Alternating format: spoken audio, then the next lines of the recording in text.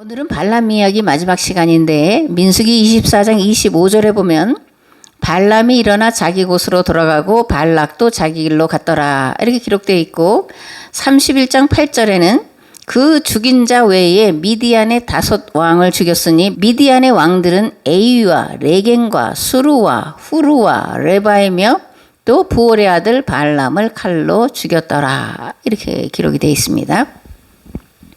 몇 가지 질문을 해보겠습니다. 발람은 왜 고향으로 돌아가지 않고 미디안 땅에 남아 있었을까?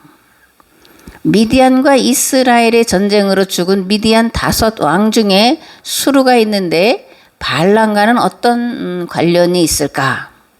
하나님은 왜 모세에게 이스라엘 자손의 원수를 미디안에게 갚으라. 그 후에 네가 네 조상에게로 돌아가리라 라고 말씀을 하셨을까? 이런 질문들인데 질문에 대해서 하나하나 말씀을 드리겠습니다. 첫 번째로 발람은 발락이 이스라엘을 저주하면 많은 부와 명예를 주겠다고 약속을 해서 600km를 이제 달려온 거잖아요.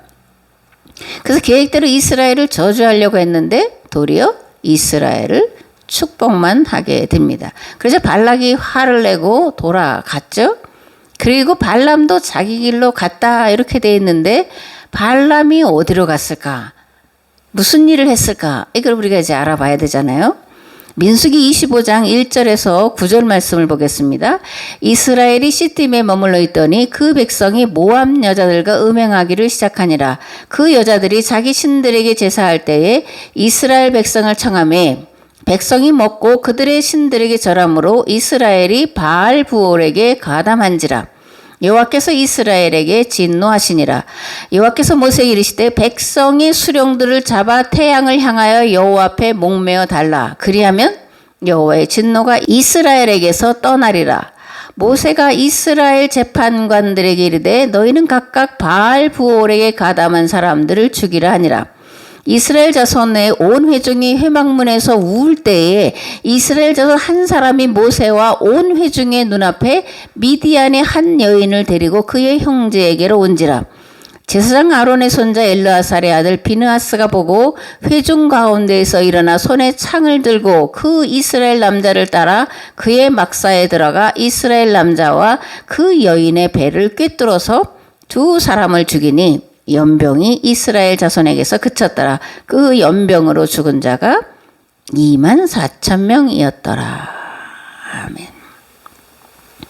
발람은 발락을 떠나서 시딤으로 갔습니다.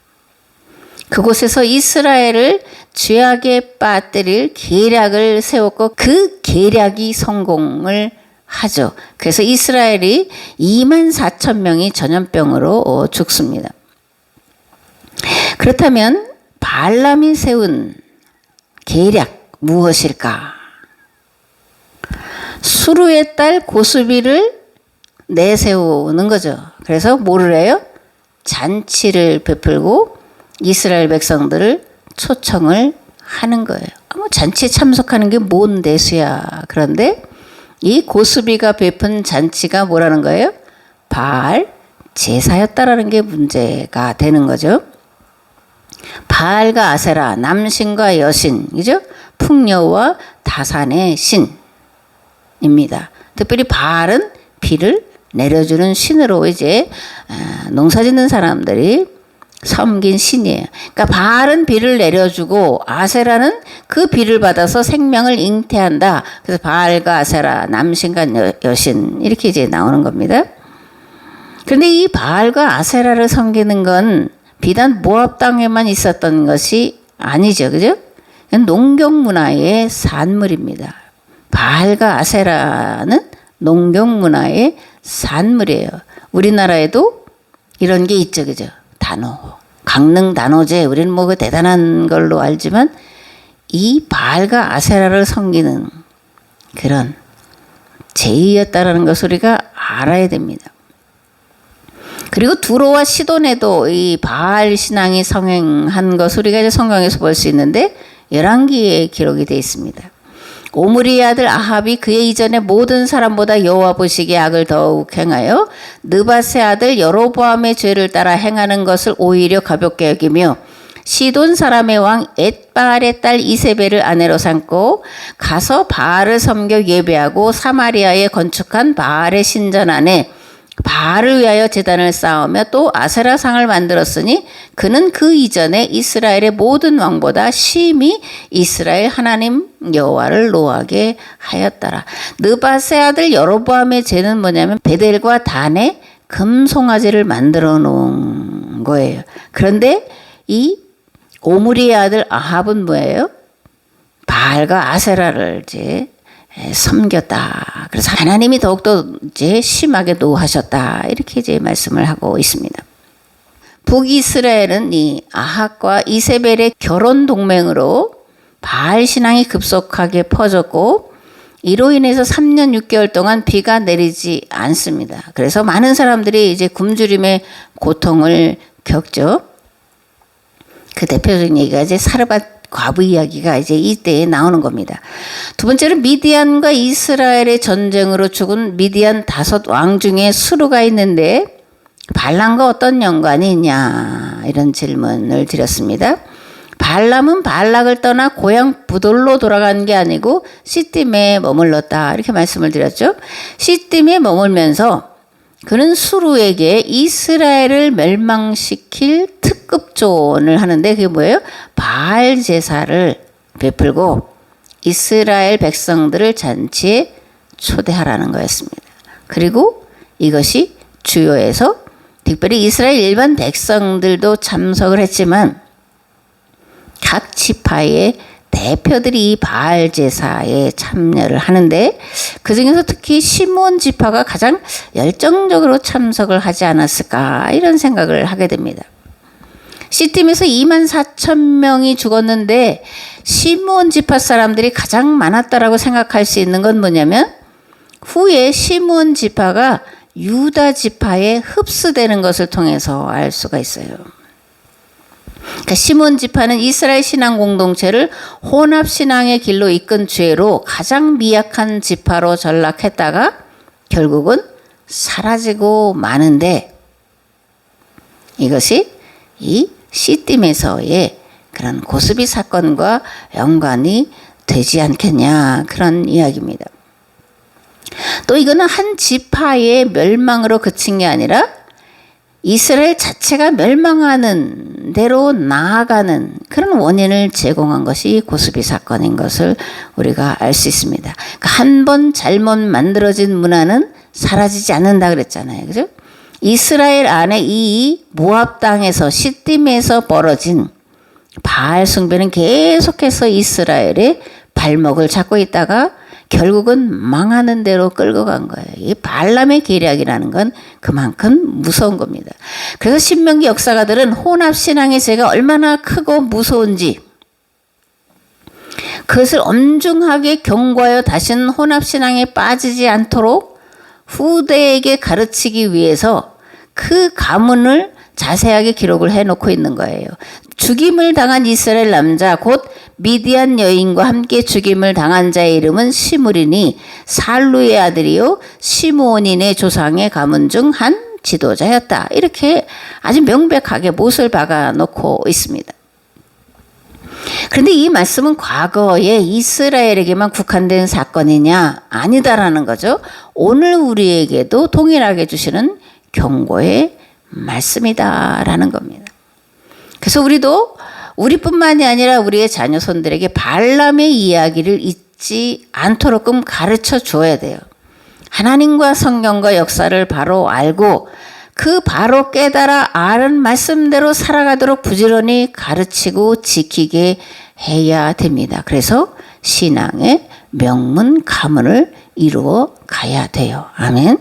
세 번째로 하나님은 왜 모세에게 이스라엘 자손의 원수를 미디안에게 갚으라 그 후에 네가 조상에게로 돌아가리라 이렇게 말씀을 하셨을까? 그러니까 모세의 마지막 사명이 뭐라는 거예요?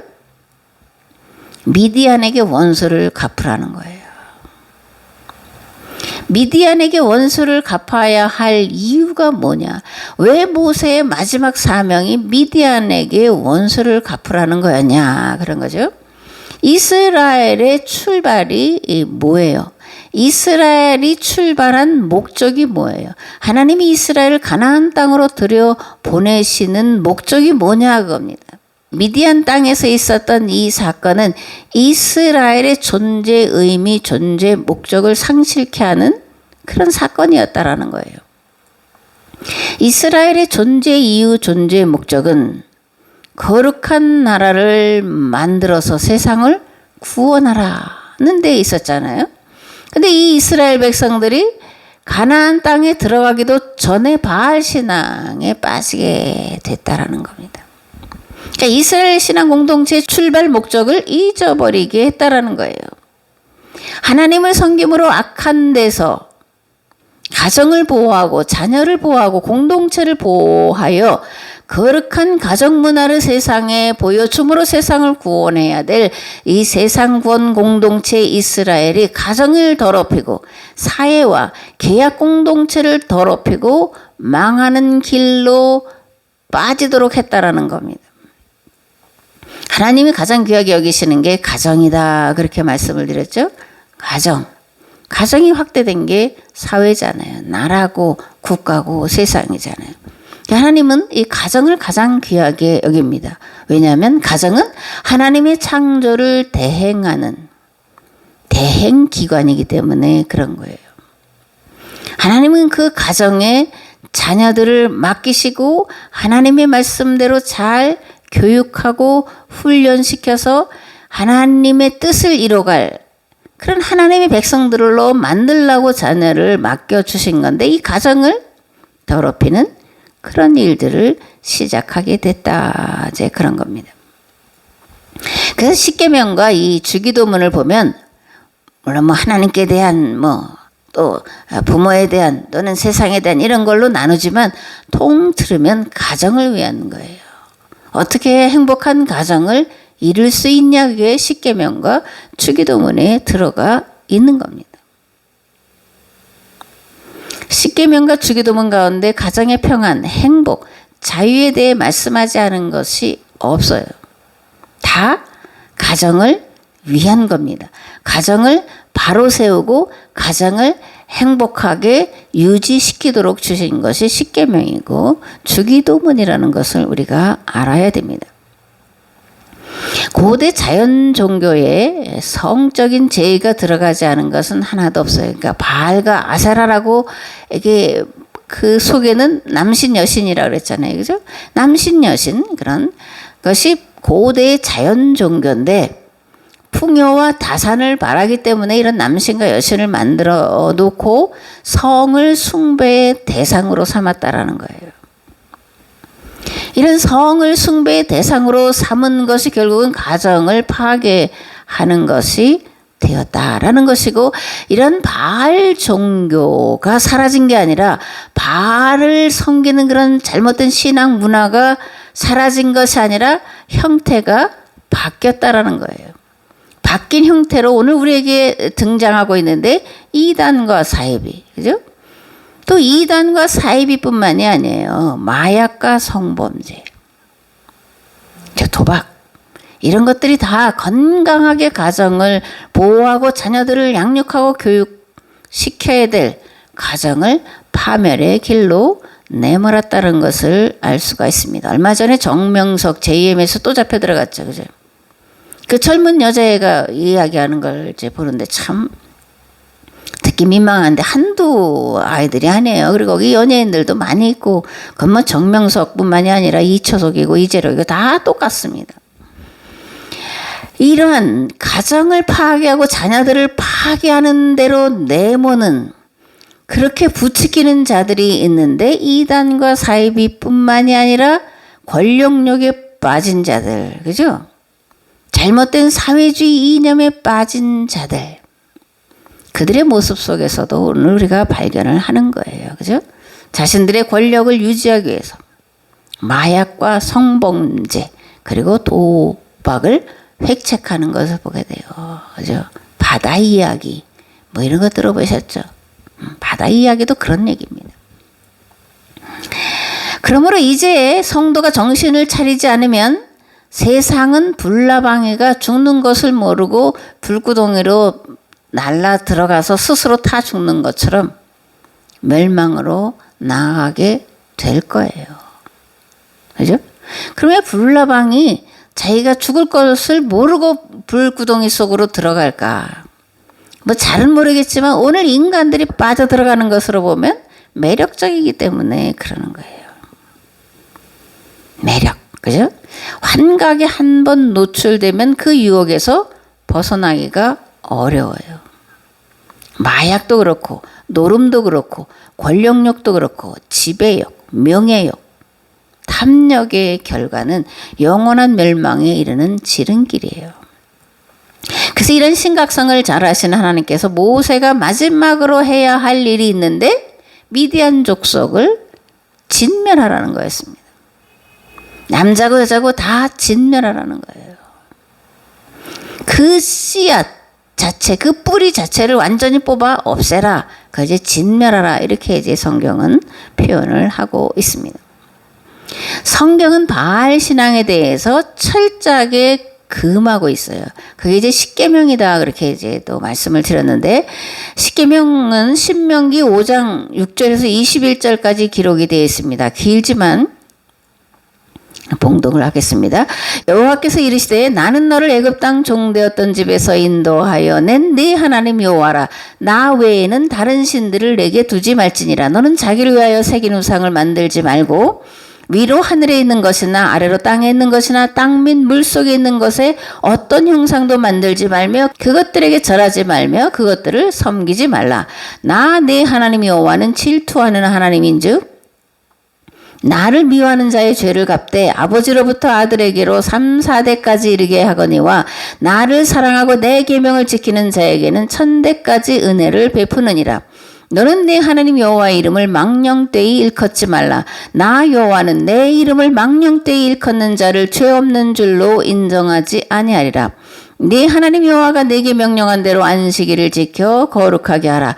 엿새 동안은 힘써 네 모든 일을 행할 것이나 일곱째 날은 네 하나님 여호와의 안식일인즉 너나 네 아들이나 네 딸이나 네 남종이나 네 여종이나 네 소나 네 낙이나 네 모든 가축이나 네 문 안에 유한 객이라도 아무 일도 하지 못하게 하고 네 남종이나 네 여종에게 너같이 안식하게 할지니라.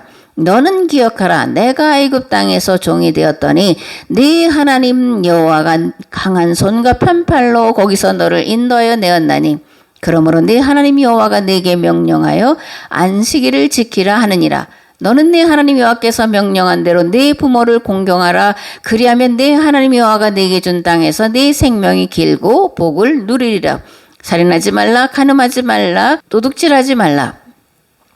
내 이웃에 대하여 거짓 증거하지 말지니라. 내 이웃의 아내를 담내지 말지니라. 내 이웃의 집이나 그의 밭이나 그의 남종이나 그의 여종이나 그의 소나 그의 낙이나 내 이웃의 모든 소유를 담내지 말지니라. 아멘. 이스라엘이 애굽 땅에서 종노릇한 거는 단지 뭐 노동에만 국한된 것이 아니었습니다. 그들이 더한 노예살이를 한 건 우상에 대해서 노예살이를 한 거예요. 우상 종교는 가진 자들을 위한 겁니다. 그래서 이걸 정치 이데올로기다 이렇게 이제 말을 하잖아요. 팔자나 운명 타령을 통해서 자신들의 지배와 부의 정당성을 주장하는데 이용했고 그들을 앞세워서 가난한 자들을 부리고 그죠? 노예로 삼는 일을 정당화했습니다. 너는 그런 팔자야. 그죠? 너는 그런 운명이야. 그래서 그렇게 사는 게 당연해. 나는 부자가 될 팔자야. 부자로 권력력을 누리고 지배할 그런 팔자로 태어났어. 그러니까 내가 부자가 된 것에, 내가 권력을 마음대로 휘두르는 것에 아무 말 하지 마. 이게 운명, 숙명, 팔자론의 핵심이에요. 성경은 이러한 탐욕을 조장하는 모든 것들을 우상숭배라고 말씀을 합니다. 그래서 십계명의 결론이 뭐예요? 탐심을 금하라. 탐심은 우상숭배다. 이렇게 성경은 분명하게 말씀을 하고 있는 것을 볼 수가 있습니다. 살인, 간음, 도적질 하는 모든 것들은 다 자기의 탐욕을 채우기 위한 데서 출발을 하는 거잖아요. 그죠? 우상 섬기는 것도 마찬가지로 자기가 부를 누려보고 싶어서 하는 거예요. 정치인들이 정치 그 선거 때가 되면 다 줄줄이 무당에게 간다는 거 아니에요. 왜? 이 권력을 더 계속 유지하고 싶어서. 그러니까 탐욕의 근원이 지배하려고 누리려고 하는데 있다라는 것을 성경은 아주 분명하게 그리고 누누이 지적을 하고 경계의 말씀을 하고 있음을 봅니다. 아멘. 발람은 대단히 영악한 사람이에요. 그죠? 그래서 그는 아모리 왕과 바산 왕이 무력으로 이스라엘을 대적하다가 망한 것을 소식을 들어서 알아요. 또 모압 왕이 자신을 불러서 저주하려다가 실패한 것도 경험을 했어요. 그러면 그대로 돌아갔냐? 아니라고 말씀을 드렸죠. 그죠? 찰그머리와 같다라고 말씀을 드렸습니다. 그래서 이 발람이 돌아가지 않고 계계를 꾸미는데 싸움도 아니고 저주하는 것도 아니고 화해를 시키자. 화해 작전으로 나아가요. 그 작전이 바알 제사에 이스라엘 지도자들을 초청하는 거였어요. 그러니까 성대한 잔치를 베풀어 놓고 그리고 이스라엘 각 지파의 대표들을 불러놓고 화해하자. 그런 겁니다. 화해하자. 싸우지 말고 잘 지내보자. 잘 차려놓고 배불리 먹고 마시게 해놓고 그리고 바알 신전에 여사제들을 불러 드리는 거예요. 그러니까 이 바알 제사에 참석한 사람들은 여자들이 아니라 남자들이었던 것을 알 수가 있는 거죠. 그래서 많은 이쁜 여자들을 대동을 시키는 겁니다. 그래서 이들이 그 쾌락에 빠지는 거예요. 얼마나 그게 그들에게 강력하게 사로잡았는지 시몬 지파의 지도자 시므이가 고수비를 대낮에 자기 천막으로 데려 들어오는 거예요. 이스라엘 백성들 이제 하나님이 너희들이 그 바알을 숭배한 것으로 인하여 심판하신다 그래서 울고 있는데 한 지파의 대표인 시므이가 고수비를 끌고 이스라엘 공동체로 대낮에 데리고 들어오는 이 있을 수 없는 사건이 벌어지게 된 거예요. 그래서 비느하스가 고수비와 시므이를 한 창으로 이제 찔러서 죽이는. 그랬더니 전염병이 그쳤다. 이렇게 돼 있습니다. 죄의 삭은 사망이죠. 그런데 이 개인의 사망에 국한되는 것이 아니라는 데 더 두려움이 있는 거예요. 계약 공동체 전체를 멸망으로 이끌어 왔다라는 것이 바알신앙, 혼합신앙이 우리에게 주는 교훈이에요. 아멘. 오늘 우리는 신앙의 위기를 겪고 있습니다. 그런데 이 신앙의 위기는 개인만의 위기가 아니에요. 그죠? 한 가정만의 위기, 한 교회만의 위기가 아닙니다. 이 사회와 이 시대의 위기를 불러 왔다라는 데 문제가 있는 거예요. 그러면 교회가 해야 할 일이 뭐냐? 가장 시급한, 가장 먼저 해결해야 될 것이 뭐냐? 신앙을 바로 세우는 일이죠. 그죠? 혼합신앙화된 교회를, 재단을 정결케 하는 일이 있어야 돼요. 그것을 계약 갱신이다 이렇게 말합니다. 그러니까 가장 큰 신앙의 문제, 사회의 문제, 시대의 문제를 해결하려면 계약을 갱신하는 일이 있어야 된다. 그래서 여호수아서에서도 계약갱신의 이야기가 나오고 사무엘기에서도 계약갱신의 이야기가 나오고 그리고 엘리야 때에도 계약갱신의 이야기가 나오고 에스라 느헤미야 때에도 계약갱신의 이야기가 나오고 또 세례 요한 이 계약을 갱신하는 이야기가 나오는 것은 그러한 이유입니다. 여호수아 24장에 보면 여호수아가 이스라엘 백성들과 세겜에서 계약을 갱신하는 이야기가 나오는데 거기에 발람 사건이 다시 한번 또 등장을 합니다. 여호수아는 이제 계약을 갱신하기 위해서 이스라엘 모든 지파를 세겜으로 모아요. 그리고 나서 조상들의 이야기를 쭉 합니다. 데라가 우상을 만들어 섬겼는데 하나님께서 아브라함을 그 우상을 만들어 섬기는 데에서 끌어내서 가나안 땅으로 인도하셨고 야곱을 주셨고 그죠? 그런 이야기를 쭉 합니다. 그 다음에 출애굽 과정의 이야기를 쭉 하고 나서 이제 모압 평지에 있었던 일을 상기시켜요. 또한 모압 왕 십볼의 아들 발락이 일어나 이스라엘과 싸우더니 사람을 보내어 부올의 아들 발람을 불러다가 너희를 저주하게 하려 하였으나 내가 발람을 위해 듣기를 원하지 아니하였으므로 그가 오히려 너희를 축복하였고 나는 너희를 그의 손에서 건져내었으며 너희가 요단을 건너 여리고에 이른즉 여리고 주민들 곧 아모리 족속과 브리스 족속과 가나안 족속과 헷 족속과 기르가스 족속과 히위 족속과 여부스 족속이 너희와 싸우기로 내가 그들을 너희의 손에 넘겨주었으며 내가 왕벌을 너희 앞에 보내어 그 아모리 족속의 두 왕을 너희 앞에서 쫓아내게 하였나니 너희의 칼이나 너희의 활로서 이같이 한 것이 아니며 내가 또 너희가 수고하지 아니한 땅과 너희가 건설하지 아니한 성읍들을 너희에게 주었더니 너희가 그 가운데에 거주하며 또 너희가 심지 아니한 포도원과 감람원의 열매를 먹는다 하였느니라. 그러므로 이제는 여호와를 경외하며 온전함과 진실함으로 그를 섬기라.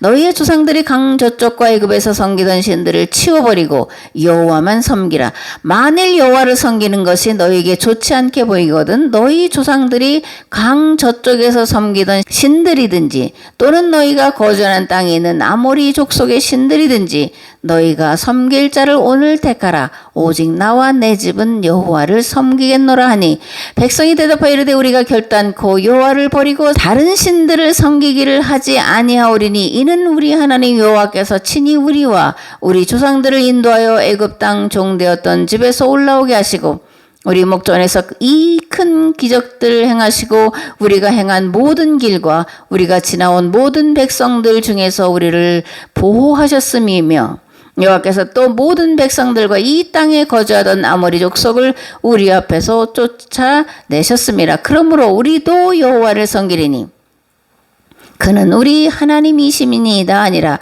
여호수아가 백성에 이르되 너희가 여호와를 능히 섬기지 못할 것은 그는 거룩하신 하나님이시요 질투하시는 하나님이시니 너희의 잘못과 죄들을 사하지 아니하실 것임이라. 만일 너희가 여호와를 버리고 이방 신들을 섬기면 너희에게 복을 내리신 후에라도 돌이켜 너희에게 재앙을 내리시고 너희를 멸하시리라니 백성이 여호수아에게 말하되 아니니이다 우리가 여호와를 섬기겠나이다 하는지라. 여호수아가 백성에 이르되 너희가 여호와를 택하고 그를 섬기리라 하였으니 스스로 증인이 되었느니라니 그들이 이르되 우리가 증인이 되었나이다 하더라. 여호수아가 이르되 그러면 이제 너희 중에 있는 이방 신들을 치워버리고 너희의 마음을 이스라엘의 하나님 여호와께로 향하라 하니 백성이 여호수아에게 말하되 우리 하나님 여호와를 우리가 섬기고 그의 목소리를 우리가 청종하리이다 하는지라. 그날에 여호수아가 세겜에서 백성과 더불어 언약을 맺고 그들을 위하여 율례와 법도를 제정하였더라. 이스라엘이 여호수아가 사는 날 동안과 여호수아 뒤에 생존한 장로들 곧 여호와께서 이스라엘을 위하여 행하신 모든 일을 아는 자들이 사는 날 동안 여호와를 섬겼더라. 아멘. 요즘 한국 사회에 만연하는 것 앞에서 말씀을 드렸죠. 마약과 성범죄예요. 근데 이 마약과 성범죄는 둘이 아니라 하나의 뿌리에서 나온 가지들이다 이렇게 보면 맞습니다. 강남의 유명한 클럽 이야기 많이 나오죠. 그리고 요즘 들어서 이 마약 사범 이야기가 집중적으로 이제 보도를 하고 있는 것을 보게 됩니다. 그리고 그런 보도가 남의 일이 아니라 가까이에 다가왔다는 것을 우리가 심각하게 느끼면서 살아가고 있습니다. 안전하다고 말할 아무런 시간대도 없습니다. 아무런 장소도 없어요. 아무런 사람도 없어요.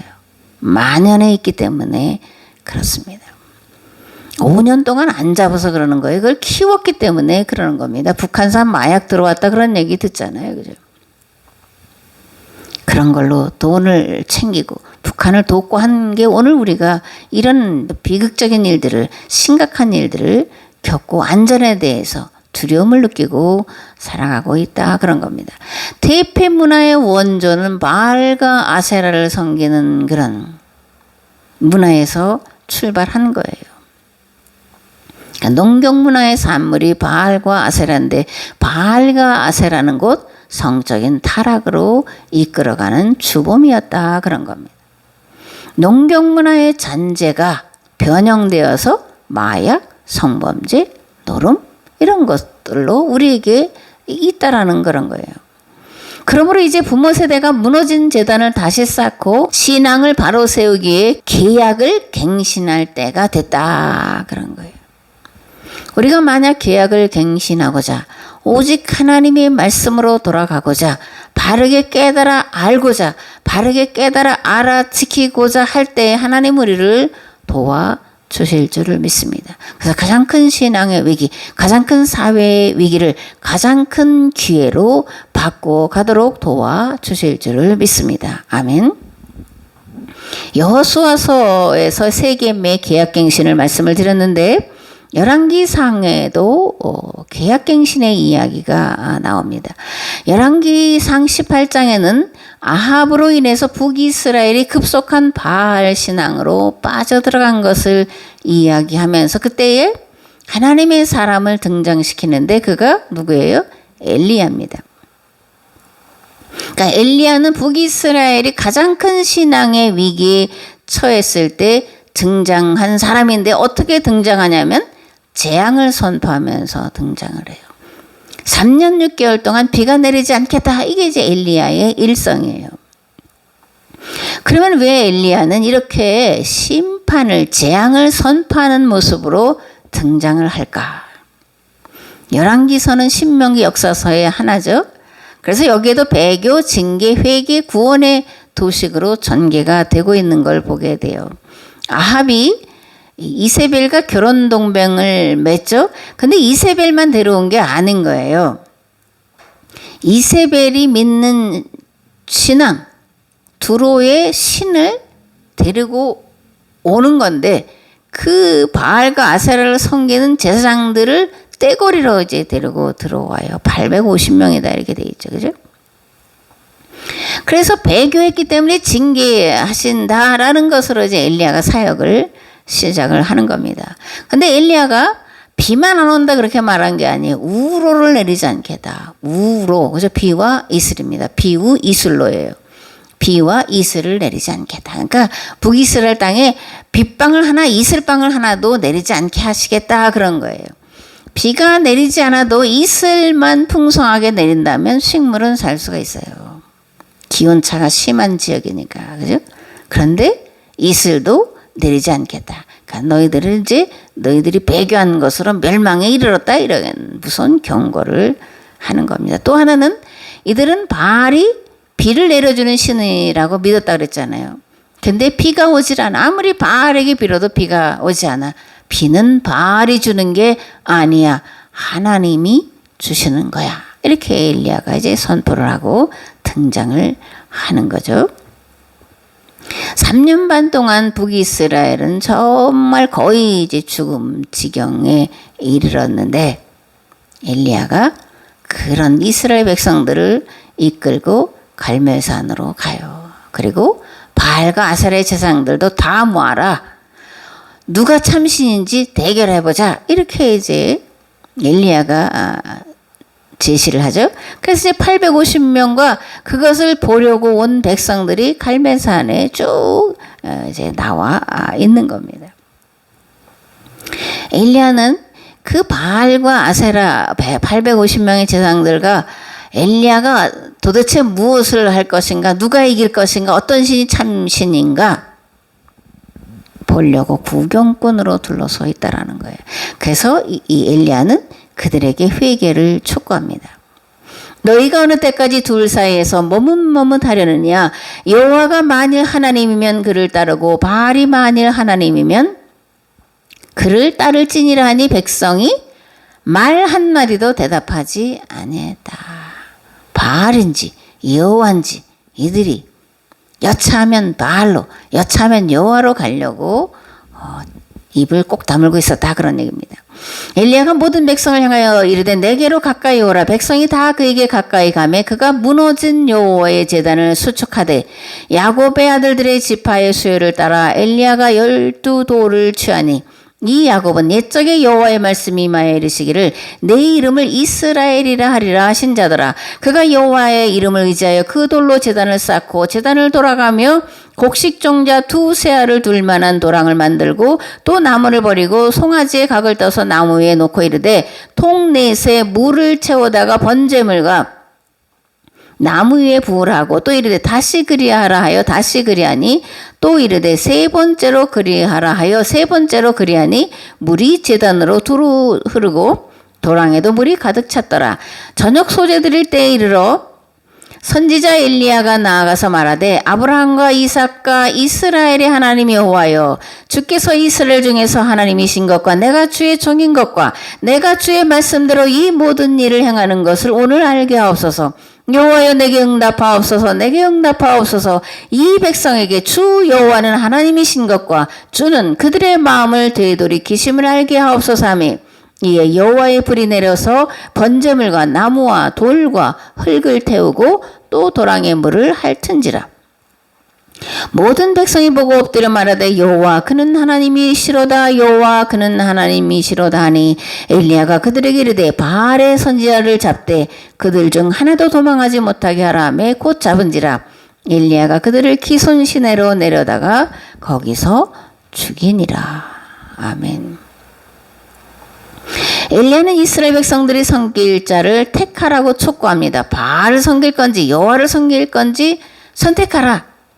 그리고 나가서 이제 전심으로 기도를 합니다. 그리고 하나님은 엘리야의 기도에 응답하셔서 여호와 하나님이 참신이신 것을 보여주시죠.